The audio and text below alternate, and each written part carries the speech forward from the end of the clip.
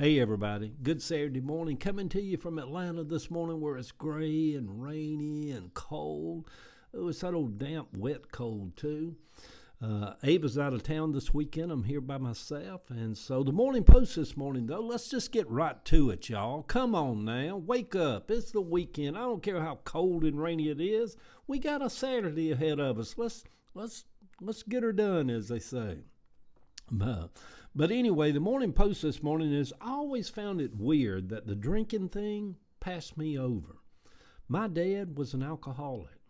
So were some of his brothers. And so was his dad.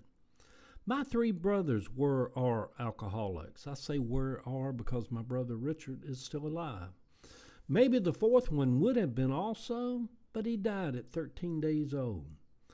I have tried drinking my problems away at some points in my life. It just never worked for me. I never knew of any alcoholics on my mama's side, the Bratchers, but on the Sellers, my dad's side, and the Simpsons, my stepbrother's dad, it ran rampant. Right after I left the church, I went into Bulldogs, a gay bar, down on Peachtree Street in downtown Atlanta one afternoon after work. I thought I would just go have a beer. Drinking a beer in the religion that I was raised up in was blasphemy. It was sin in a bottle, straight from the pits of hell. Back then, hell had pits. I had tried to drink beer in my teens to kind of be manly with all the other men sitting around drinking beer, but it was horrible. I hated it.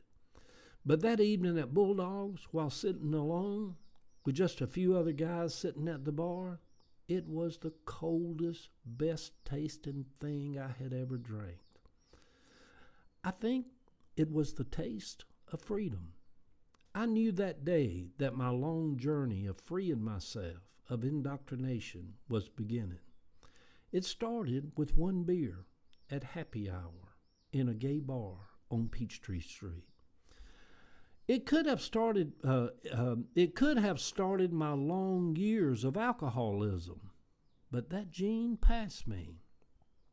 While sitting there, a man sitting beside me kept looking at me and started to make me feel a little uncomfortable. Was he flirting with me?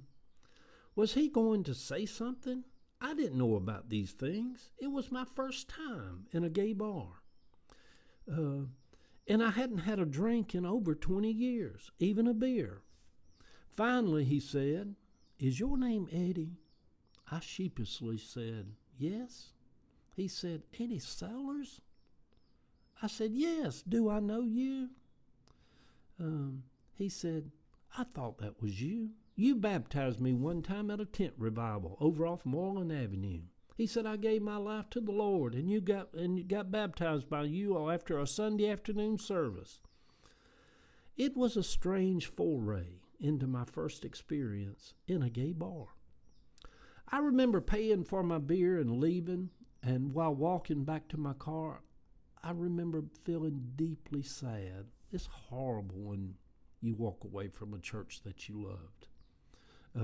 I just remember feeling deeply sad walking back to the car. I could hear the voice of my Granny Bratcher in my head saying, "You can run, but you can't hide," and that the calling of God is without repentance. Deconstruction is a long process with many ups and downs. It is all part of a bigger spiritual journey. Ava is out of town this weekend. I have some baby chicks in the little box in the washroom. It will be months before they can begin to take over the hen house and the garden.